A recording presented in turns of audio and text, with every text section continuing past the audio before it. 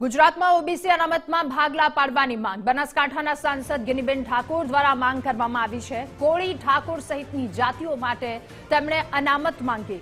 27% ઓબીસીમાંથી અલગ 20% અનામતની માંગ કરાઈ છે તો 146 પૈકી માત્ર 10 જાતિને જ 90% લાભ મળે છે ગિનીબેન દ્વારા કહેવામાં આવ્યું અને સાથે એ પણ જણાવ્યું છે કે અતિ પછાત જાતિઓને માત્ર 2%નો લાભ મળી રહ્યો છે। કે કોળી ઠાકોર નહીં પણ સમગ્ર ગુજરાતની અંદર જે વસ્તીના ધોરણે 27% અનામત છે એમાં જેની વસ્તી વધારે હોય એને એ પૈકીમાં જ અનામત આપે।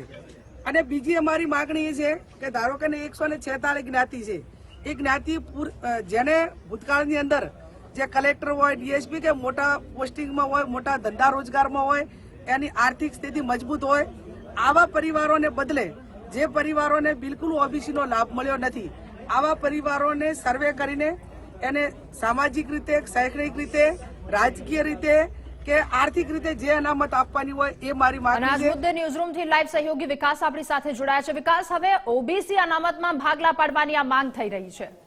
બિલકુલ રાધા, ઓબીસી અનામતમાં વર્ગીકરણની આ માંગ આમ તો ઘણા વર્ષોથી છે અને હવે ગેનીબેન ઠાકોરે આ મુદ્દો ઉઠાવ્યો છે, પરંતુ તેમનું જે ટાઈમિંગ છે તેને દાદ આપવી જોઈએ કારણ કે આખા દેશમાં જે વિપક્ષ છે તે જાતિગત જનગણનાની માંગ કરે છે અને જો આવું વર્ગીકરણ કરવું છે તો પછી તે જાતિગત જનગણના કરવી જ પડશે, પરંતુ ભાજપ અને કેન્દ્ર સરકાર પહેલાથી તેના સમર્થનમાં નથી, તે સૌ કોઈ જાણે છે।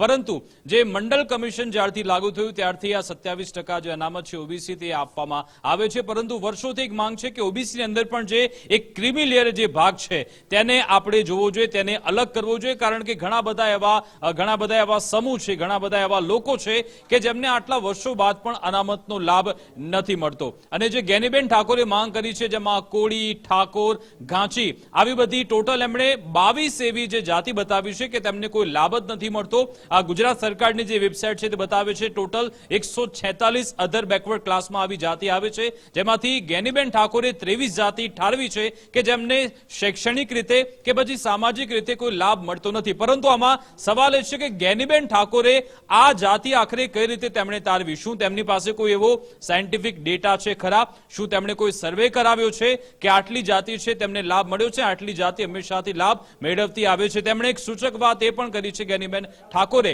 કે આ 27% જે અનામત આપવામાં આવે છે તેમાં જે લોકોને જે લાભ મળે છે તે ઘણા બધા એવા લોકો છે જેમને સમાજમાં સવર્ણ તરીકે ઓળખવામાં આવે છે, એટલે કે સામાજિક રીતે પણ તેમને દરજ્જો મળે છે અને રોજગારી રીતે અને શૈક્ષણિક રીતે પણ તેમને અનામતનો લાભ મળતો હોય છે, એટલે કે વિન વિન સિચ્યુએશનમાં છે। પરંતુ આમાં તેમણે સીધો જ પ્રધાનમંત્રી મોદીને પત્ર લખ્યો છે। અમારી સાથે દિનેશ મામડિયા જોડાઈ ગયા છે। દિનેશભાઈ, ગેનીબેન ઠાકોરે જે આ પત્ર લખ્યો છે કે જે 27% ઓબીસી અનામત આપવામાં આવ્યો છે તેમાં પણ વર્ગીકરણ કરવામાં આવે, તમારું શું સ્ટેન્ડ છે આ બાબતે? જો હું એક વાત ગેનીબેનના પત્ર સાથે મારે કોઈ કનેક્શન નથી, પણ હું એક વાતમાં માનું છું કે જેટલી જેની વસ્તી એ પ્રમાણે રિઝર્વેશનની શરૂઆત માટે ઘણા બધા સંગઠનો અને યુનિયનો આખા દેશ લેવલે માંગણી કરી રહ્યા છે। ગેનીબેન ઠાકોરે શું પત્ર લખ્યો છે મેં વાંચ્યો નથી, પરંતુ ભારત સરકારના રિઝર્વેશનના કાયદાની મુજબ જેટલી જ્ઞાતિઓ છે, જેટલી વસ્તીઓ છે એ વસ્તીઓને આધારિત રિઝર્વેશનની જોગવાઈ કરવામાં આવી છે। એટલે સેન્સેક્સના આંકડાઓ પ્રમાણે અથવા જ્ઞાતિના આંકડાઓને આધારિત રિઝર્વેશનની જોગવાઈ થાય તો એ બધાના હિતમાં રહેશે એવું મારું અંગત માનવું છે। એટલે ગેનીબેને સ્પેસિફાઈ ઓબીસી જે અનામત મળે છે તેને માટે તેમણે પત્ર લખ્યો છે, તેમણે ટોટલ 23 એવી જાતિ તારવી છે। તેમનું કહેવું છે આ જે જાતિના સમુદાયના લોકો છે તેમને કોઈ લાભ નથી મળતો, બાકીના બધો લાભ લઈ જાય છે, આ સર્વે થવો જોઈએ। આપ આ તેની સાથે સહમત છો? હું ફરીથી આપને જણાવીશ કે તમામ રાજ્યની અંદર અત્યારે વર્ગીકરણની માંગણી થઈ રહી છે। દરેક જ્ઞાતિના કોઈની નાની જ્ઞાતિ હોય છે, મોટી જ્ઞાતિ હોય છે, એટલે જ્ઞાતિ આધારિત રિઝર્વેશન લાગુ કરવામાં આવે તો સૌથી સારું। જી જી જી, બિલકુલ આભાર દિનેશભાઈ અમારી સાથે જોડાબલ। તો દિનેશભાઈ તો કહી રહ્યા છે કે જે ટોટલ રિઝર્વેશન આપવામાં આવી રહ્યું છે જેમાં 27% ઓબીસી અનામત છે, 15% એસટી અનામત છે ને 7.5% એસસી સમુદાયને અનામત આપવામાં આવે છે અને તેમાં પણ જે ઓવરઓલ જે પ્રમાણે એક સામાજિક અને શૈક્ષણિક રીતે જે પછાત લોકો છે તે પ્રમાણે વર્ગીકરણ કરવામાં આવે તેવી તેમની ડિમાન્ડ છે। હવે વધુ કેટલાક લોકો આપણી સાથે જોડાશે, તેમની સાથે વાત કરી। ઋત્વિક મકવાણા આપણી સાથે જોડાઈ ગયા છે, તેમની સાથે વાત કરીશું। ઋત્વિક સાહેબ, આપનું ગુજરાત ફર્સ્ટમાં સ્વાગત છે. જ્ઞાનીબેન ઠાકોરે જે પત્ર લખ્યો છે કે જે ઓબીસી સમાજને 27% અનામત આપવામાં આવ્યો છે તેમાં પણ હવે વર્ગીકરણ થવું જોઈએ, તેનો સમય આવી ગયો છે, સર્વે થવો જોઈએ. આપ તેની સાથે શું સહમત છો? બિલકુલ, અમારી માગણી જે છે એ જ્ઞાતિ આધારિત વસ્તી ગણતરી થવી જોઈએ અને જે ખરેખર પછાત વર્ગ છે, જે લોકોને અનામતનો લાભ મળવો જોઈએ એટલો નથી મળ્યો અથવા બિલકુલ નથી મળ્યો, તો એ લોકો સુધી પણ લાભ યોગ્ય રીતે પહોંચી શકે એના માટે જાતિ આધારિત વસ્તી ગણતરી થવી જોઈએ. અને જે વર્ગ ખરેખર આજની તારીખે પણ અનામતના લાભથી વંચિત છે એવા તમામ વર્ગને અનામતનો લાભ મળવો જોઈએ. અચ્છા, જ્ઞાનીબેન ઠાકોરે જે આ 23 જાતિ અલગથી તારવી છે, તેમણે બધા આખા નામ ગણાવ્યા છે, તો તેમની પાસે આ બધા ડેટા કઈ રીતે આવ્યો? એક મોટો સવાલ છે, કારણ કે કોઈ સર્વે થયો નથી, કોઈ શું ડેટા તેમણે કલેક્ટ કર્યો છે, કયા આધારે તેમણે આ કહ્યું હશે કે આ જાતિને લાભ નથી મળતો? નહીં, સિમ્પલ દાખલો લઈ શકાય કે તમે કોઈ પણ એક સરકારી કર્મચારીમાં ઓફિસની અંદર જાઓ અથવા આપની જ ઓફિસમાંથી શરૂઆત કરી શકીએ કે આપની જ ઓફિસની અંદર દેવી પૂજકનો વર્ગ કેટલો સ્ટાફમાં છે. મામલતદાર કચેરીમાં જઈએ તો ત્યાં પછાત વર્ગના વાંસફોડા જાતિના કેટલા કર્મચારીઓ છે, એના ઉપરથી અંદાજ આવી શકે આપણને કે મોટા ભાગે જે અતિ પછાત વર્ગ છે એ લોકોને જોઈએ એટલું સ્થાન કોઈ પણ જગ્યાએ મળ્યું નથી. તો અનામતનો મૂળ આશય તો પછાત વર્ગના લોકોને સમાન અધિકાર મળે એના માટેનો છે.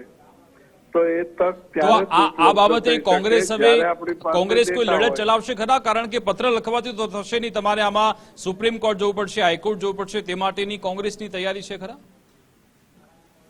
સુપ્રીમ કોર્ટ કે હાઈકોર્ટ પછી આવે, રાજ્ય સરકાર એક વખત એને નીતિ કે નિયમ તરીકે સ્વીકારે ત્યારે રાજ્ય સરકાર તરફથી જ આવો કે કેન્દ્ર સરકાર તરફથી જ્યાં સુધી આવો કાયદો ન બને અથવા સરકાર જાતિ આધારિત વસ્તી ગણતરીનો ડેટા માટે તૈયારી ન દર્શાવે ત્યાં સુધી તો કોર્ટમાં કઈ રીતે જઈ શકાશે? એના માટેનો કાયદો જ ન હોય ત્યારે.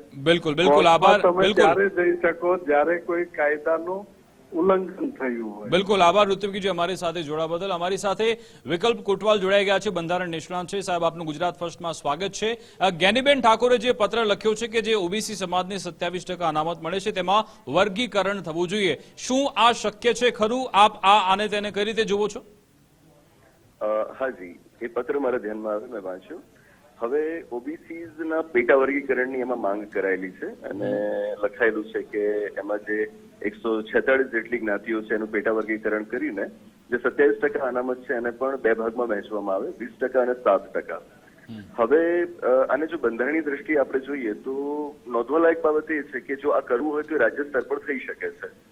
આના માટે કેન્દ્ર સ્તર પર પ્રયત્ન કરવાની કોઈ જરૂર ન રહે. હવે અહીંયા જે પત્ર લખાયો છે વડાપ્રધાનશ્રીને સંબોધીને લખાયેલું છે, બંધારણની જોગવાઈઓ પ્રમાણે હું કહીશ કે આ જો રાજ્ય સ્તર પર કરવાની ઈચ્છા હોય તો એ રાજ્ય સરકાર કરી શકે છે, એમાં કેન્દ્ર સરકારના હસ્તક્ષેપની જરૂર નથી.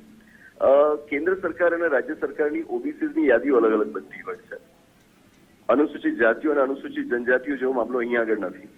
એસસીઝ અને એસટીઝ માટે યાદીઓ કેન્દ્રીય સ્તર પરથી બને તો એમાં કોઈ પણ ફેરફારો કરવા હોય, પેટા વર્ગીકરણ કરવું હોય તો એના માટે તમે કેન્દ્ર સરકારને વિનંતી કરો એ સમજાય. પણ ઓબીસીઝનો પ્રશ્ન રાજ્ય સ્તર ઉપર પણ હલ થઈ શકે એમ છે તો તમે રાજ્ય સરકારને જો આની રજૂઆત કરો તો એ વધુ યોગ્ય રહે. છતાં હવે જો આની અંદર પેટા વર્ગીકરણનો મુદ્દો ઉપાડવામાં આવ્યો છે અને એમાં દાવો કરવામાં આવ્યો છે કે અમુક જ જાતિઓ છે, 5-10 જેવી જાતિઓ જેમ પત્રમાં લખાયેલું છે કે જેમણે 90% જેટલો લાભ આરક્ષણનું મેળવી લીધેલું છે અને બાકીની મોટાભાગની જાતિઓને આ ઓબીસી આરક્ષણ મળેલું નથી. અને એમાં સાથે એ જે રજૂઆત કરવામાં આવી છે કહે છે કે પેટા વર્ગીકરણ થવું જોઈએ. તો અહીંયા આગળ નોંધનીય છે કે ઓબીસીમાં જે જાતિઓ મૂકવામાં આવી છે એક વર્ગની અંદર, એ જાતિઓ એકબીજાથી તદ્દન ભિન્ન છે, એમની અંદર સામ્યતાઓ નથી. અનુસૂચિત જાતિઓ અને જનજાતિઓમાં જે પ્રકારની સામ્યતાઓ છે એવી ઓબીસીઝ અચ્છા બિલકુલ સાહેબ, તમે વાત કરી કે રાજ્ય સરકારના હાથમાં આખો મામલો છે, તો શું અગાઉ હાઈકોર્ટ કે સુપ્રીમ કોર્ટના ચુકાદા તેમાં નડી શકે છે કે પછી આમાં સીધી રીતે, કારણ કે જે આપણે હમણાં ગયા મહિને જોયું કે સુપ્રીમ કોર્ટે કહ્યું હતું કે જે SC ST માં જે અનામત આપવામાં આવ્યું છે તેમાં પણ ક્રિમિલિયર થઈ શકે છે, પરંતુ કેન્દ્ર સરકારે તેમાં આગળ ના વધી. રાજ્ય સરકાર જો ઓબીસીમાં વર્ગીકરણ કરવા માંગે છે તો સીધો રસ્તો ખુલ્લો છે કે પછી આમાં કોઈ અડચણ છે ખરા? મારા મતે રસ્તો બિલકુલ ખુલ્લો છે, કારણ કે 1992 વર્ષના ઇન્દિરા સહાની કેસના ચુકાદામાં ખુદ સુપ્રીમ કોર્ટે કહેલું હતું કે ઓબીસી ની અંદર પેટા વર્ગીકરણ માન્ય છે, અને સુપ્રીમ કોર્ટને એ ચુકાદાનો આધાર બનાવીને ઓબીસીમાં ક્રિમિલિયર નોન ક્રિમિલિયરનો ખ્યાલ દાખલ કર્યો છે. ઉપરાંત હાલની તારીખે આપણી પાસે દેશમાં કુલ 11 રાજ્યો છે કે જ્યાં આગળ પેટા વર્ગીકરણ થયેલું જ છે.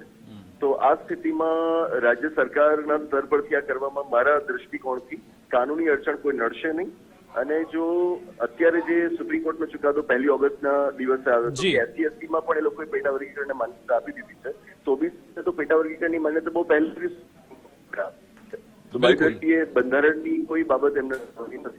બિલકુલ, આભાર સાહેબ અમારી સાથે જોડાવા બદલ, વાતચીત કરવા બદલ. તો રાધા, બંધારણ નિષ્ણાંત એવું કહી રહ્યા છે કે આમાં સીધો જે રાજ્ય સરકાર જોડે તે પાવર છે, રાજ્ય સરકાર તે કરી શકે છે, પરંતુ આ જે અનામત છે તે સીધી જ રાજકીય લાભ ગેરલાભ બતાવતી હોય છે, કારણ કે ગુજરાતમાં 52% ઓબીસી વસ્તી છે, 50 કરતા વધારે ધારાસભ્યો છે, તેમાં જો કોઈ ફેરફાર કંઈક થાય તો પછી રાજકીય સમીકરણ બદલાઈ પણ શકે છે. એટલે આ મામલે હંમેશા તમામ જે રાજકીય પક્ષો છે તે ધ્યાન રાખીને આગળ વધતા હોય છે. આભાર રાધા. જી વિકાસ, આભાર આપનો તમામ વિગતો સાથે જોડાવા બદલ.